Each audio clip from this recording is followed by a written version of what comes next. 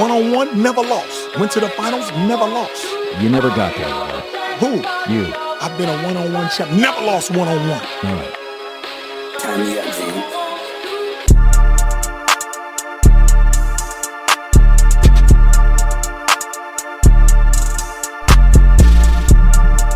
Back at it again, Cigar Spencer. You know what time it is. It's time for me to talk about the top 10 most intriguing games of East Texas for Week 3. And last week, before we get into this week's top 10 games, let's talk about the guys who went off last week. Last week, some incredible performances, both offensively and defensively in East Texas. So let's highlight those guys. At number 10, coming in at number 10 is Cash Cross from center. The quarterback threw for 317 yards for 5 touchdowns and 68 yards on the ground with 1 touchdown in a huge 63-6 win over Spring Hill. Cash was just incredible through the air. Also had a long touchdown run. So just a big game for center who improved to 2-0 after a big win against Tatum in Week 1, and then in Week 2 smashed Spring Hill. At number 9, Andon Mata, 17 of 30 for 355 passing yards, 4 touchdowns. He had 86 rushing yards and 2 touchdowns on the ground. Another 6 touchdown performance from one of these guys from East Texas. Mata, an incredible quarterback, had a great junior season. This year, coming back into his senior year, had a slow start to the year, but they were playing a pretty good team. I think they played Malakoff the first game of the year. Malakoff is a pretty good football program. This week, he goes off and leads his team in the victory with 6 touchdowns. At number 8, and this just shows you just how incredible the week was, that a guy with 7 catches, 207 yards, and 3 touchdowns only lands here at number 8. But Jakevian Rogers of Dangerfield lands in here at the 8th spot. He went off. They couldn't catch him. They couldn't tackle him. And he had a lot of explosive plays for Dangerfield in a big shootout that they had against Tatum. They got a big lead. Tatum came fighting back, but Jakevian Rogers and Chase Johnson, the quarterback, had incredible days in order to beat the Tatum Eagles last week. At number 7, Hayden Deaton, the wide receiver from Winsboro. He had 10 catches, 234 yards, and 2 touchdowns, and an impressive win over Canton last week. Canton came into the week 1-0, had a great start against Mineola. Last week against Winsboro, the offense was just absolutely explosive against Canton, and an incredible production from Hayden Deaton, 10 catches, 234 yards for 2 touchdowns. At number 6, his little bro is Aiden McCowan. It comes in 14 for 27, 436 yards passing, 5 touchdowns and 1 pick. And then he had a 51-yard rushing touchdown to go for 6 complete touchdowns on an incredible night for Rusk as they did the thing last week and get that win. McCown, of course, is a younger brother of Owen, who played last year and was like in the top 20 last year as a quarterback. Aiden looks like he's going to be, pressing for the list this year after the monster performance here in Week 2. At number 5, Chase Johnson, the Dangerfield quarterback, the sophomore, went 14 for 26, 403 yards, and 6 touchdowns. Also added 51 yards on the ground. An explosive night from Dangerfield. It's kind of the things that I wanted to see in Week 1 from them against Gladewater. They figured it out in Week 2 against Tatum, and they just went bombs away. A lot of deep balls, a lot of explosive plays from the receivers. And Chase Johnson, a big young quarterback, definitely shows that he's got a much potential at that position. And the Dangerfield Tigers look very, very dangerous heading into this week. At number 4, Jordan Renard. Renard, an incredible monster at defensive end for Tyler Legacy. Had 8 tackles, 1 tackle for loss, 3 sacks, 4 quarterback pressures, 3 forced fumbles, and a fumble recovery, and just an incredible monster performance for Chase Renard in a 4 overtime win against the rival across town, Tyler High. So an incredible game, a lot of emotions, a big game, one of the most storied rivalries in East Texas, the battle between the two big Tyler schools, and Renard shows up just as big as his frame. At number 3, Terry Bussey, 6 rushing touchdowns, 2 passing touchdowns, and a big win over Jefferson. The smaller school comes up to Jefferson and knocks them off of the block, and they don't only beat them, but they beat them convincingly. And this is going to lead up to the game of the week against Dangerfield. 2 guys in the top 5, 2 quarterbacks inside the top 5 that played impressive football last week. Going to be a great game between Timpson and Dangerfield. At number 2, Elijah Ward. Ward, an incredible performance. 10 catches, 319 yards, 3 touchdowns. That's an insane amount of yards. That's an insane amount of production for Elijah Ward, who was extremely fast out there at Rusk. Got routinely behind the defense and made them pay with big gain after big gain after big gain. So Elijah Ward, huge week 2, but 10 catches and 319 yards only gets you number 2 this week as Kyler Finney goes insane for Winsboro. 28 of 37, 533 passing yards, 5 touchdowns. And then you go on and add 11 carries, 87 yards, and 2 touchdowns on top of that. And Kyler Finney is just incredible, man. That's a lot of production. That's 610-something yards of production with 7 touchdowns on throughout all of that. So Kyler Finney wins this week's Player of the Week. He's the Player of the Week. And no surprise, if you guys read the newspaper, he's been the newspaper's Player of the Week. But just an incredible player in Kyler Finney with an incredible game last week against Canton. The top 10 players of the week. Let's take a look at the top 10 plays of the week. He's going to take the zone read. Looks like an RPO. Doesn't have to throw. He gives up on it and looks real Lamar-esque as he skates down that sideline for a 44-yard touchdown. So here we go. At number 10 is Caden Tennyson. He finds Eric Tate with an impressive grab on the sideline, snatches it out of the air, and then he goes and competes for another 25 yards after the fact. A great effort from Tate and Tennyson. At number 9, it's Jacksonville. It's a McCown to Devin McEwen, and he's going to go 90 yards against White House, outrunning the whole defense all the way into the end zone. Big-time play from a big-time player in Devin McEwen. At number 8, it is Montrell Hatton from Carthage. Whoop! Oh, my goodness. Makes 3 miss right there. Cuts up one more time. Outruns the defense all the way into the end zone. Explosive play there from Montrell Hatton from Connor Cuff. At number 7, Jordan Allen throws this one up. D.K. Reese, boom. Takes the hit, still catches the ball with style. Touchdown. At number 6, it's Jordan Renard. He made 3 sacks and 3 huge plays. Here's number 1. Big hit right there. Forces the fumble. Here's the second one.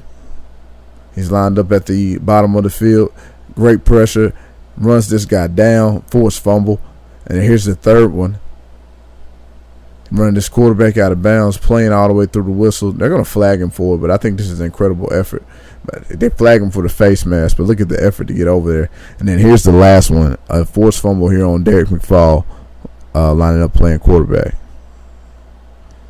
So McFall running out to the left. He just breaks through the line, rips at that football, gets it out of there. First down, Red Raiders. Here's Jace Mosley, a 34-yard dime to Ethan Miller on the sideline. And then look at him running the counter right here. Getting outside, cuts it up. And Mosley will walk that way. Mosley is faster than what he looks like.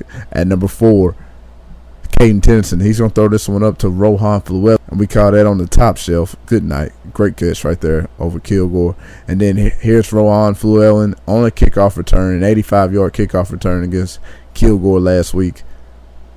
Catches this one. Finds a crease. And say sayonara. Catches this one. Gets through that gap. Yeah, it's over with. Outruns the last 2 defenders at the end. There's 1. There's 2. Touchdown, Fluellen. At number 3, it's Jakevian Rogers. His trio of touchdowns against Tatum. Just showing elite speed out there. Running through and by those white jerseys out there. Here's the second one. He eludes the tackles. Finds the crease. Once again, he is a lightning blur through that crease. Touchdown, Tigers. And then here's the last one. This one's even further, I believe. This one's 65. Catches this one. Breaks a tackle. My goodness. Puts the burners on. Never had a chance. Touchdown. It's Terry Bussey. Man, well, this kid is incredible. He's going to run through the entire Jefferson defense right here. Hey, this looks like Madden. Is that Marshawn Lynch or is that, oh my gosh. What an incredible touchdown run from Bussey.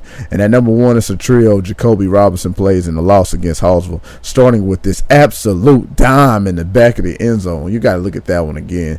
That's crazy. Rolling out to the right, throws it in the back of the end zone where only his guy can get it. Insane. Here's the second one. It's a 20-yard touchdown run. He's not known to be a runner, but when he tucks it, he can get busy with it. Look at him dash through the Hallsville defense, and he's going to find his way into the pylon, stiff arm into the end zone. This last one is a great effort as well. It's going to get the boot action. Willie blitzes. He knows he's got the gap. He's taking the gap, skips through that lane, Filet touchdown. Here's that throw one more time. Impressive. Rolling out to the right.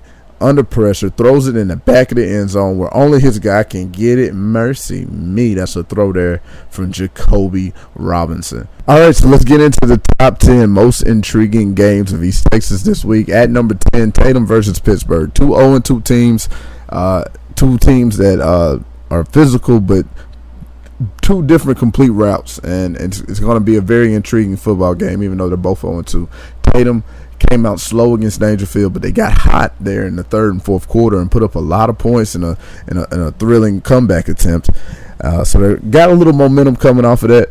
Of course, they had a shootout with center, so offensively they're kind of clicking, and it just depends on how fast they come out the gate.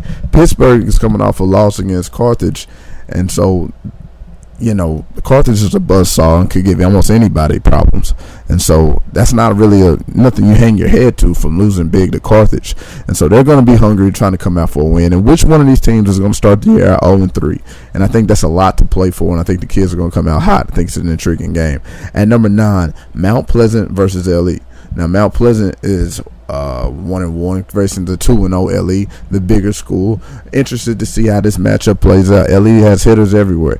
They've got their explosive offense, and they've played well to start the year off. I'm very intrigued by their quarterback. Quarterback is just a fun player to watch. You see him because he's not the perfect build, right? He's a short guy, kind of pudgy, but he plays with a lot of swag, so it's always fun to watch and see how he plays from week in and week out. I haven't gave a prediction yet. Let's go back to Tatum and Pittsburgh. Who I think is going to win this one? Let's go Tatum gets their first win of the year. They go 1-2, and let's go LE. Let's see them go. Let's see them beat Mount Pleasant right here in week number 3. At number 8, Pine Tree versus Kilgore. 2 0-2 teams again playing each other. Kilgore losing a lot coming into this year. They're growing up. They're getting closer. They weren't so close in the first game of the year, but the second game against Gilmer, they put up a better fight against Pine Tree, who is, I think, isn't the same caliber team of Gilmer right now. I think Kilgore might get a chance to get off. Here's Pine Tree coming in this one, 0-2. They lost to Lindale last week, a physical team who ran the football. Kilgore runs the football well. Dalen Evans probably should be back on the D-line this week. And also another starter, they were down last week. So if they have those guys back, they'll have a better run defense. But without those two guys, it's going to be ugly for them again because Kilgore runs the ball just like Lindale did. So I got Kilgore coming out of this one. At number 7, Longview versus Tyler Legacy. Long rivals. Once again, this one probably doesn't get the fanfare of a Marshall or a Lufkin, but these are two rivals all the same. They came up in the same district where they played each other twice a year back when all those teams were really good, back when Legacy won state in 04. Incredible district. Longview beat them. So it's just, an incredible legacy and history between the two teams. It's been Longview tilted.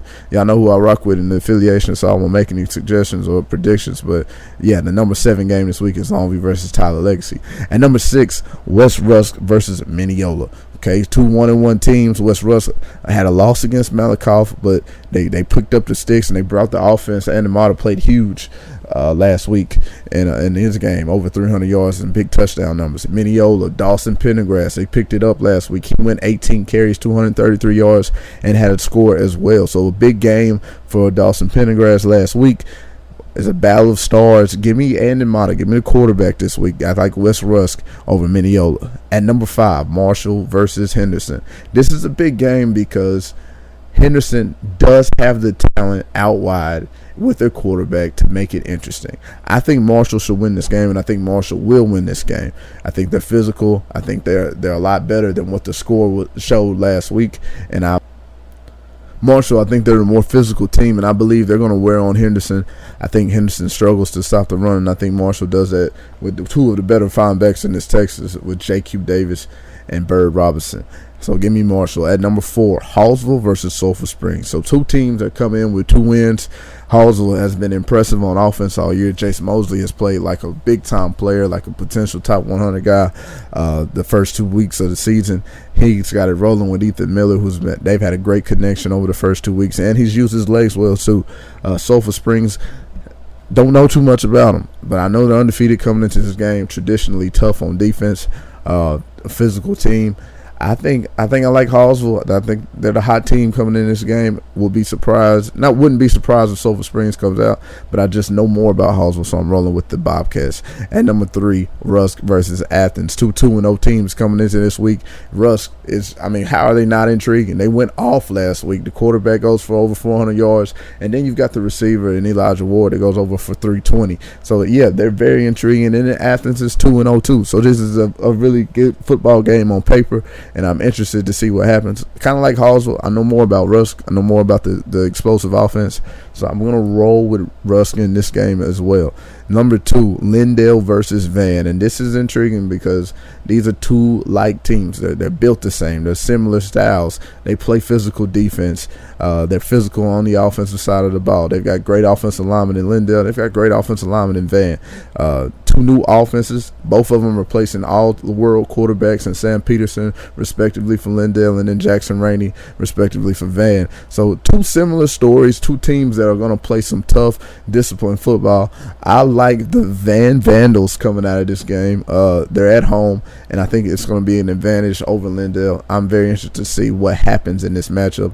And without question, the number 1 game of the week, and me of all people having to swallow this pride pill about not wanting to talk about two-way football. But man, you got to go where the excitement is, and the excitement is in Timpson, Texas. My goodness. Dangerfield versus Timpson. The explosive Dangerfield Tigers finally played. Well, I say finally, but they played like I thought they would play to start the year out. They were guns a-blazing. They were throwing the ball deep. They were letting the receivers make plays out there. Not the pedestrian offense that we saw against Gladewater. They were really explosive. And I think they're bringing that into the best player on the field is going to be the quarterback from Timpson, Terry Bussey, without question.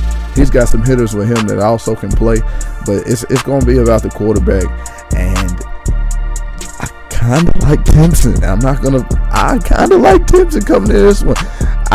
The money, if I had to put money on this game, I'm rolling with Dangerfield. They got more players, more weapons, and they figured out how to throw the ball deep last week and connect. So if I had to put my money on it, I'm putting it on Dangerfield. So I'm rolling with Dangerfield. I do believe Dangerfield will win this game, but the baddest man on the field plays for Timpson, and that's always scary in a high school football game.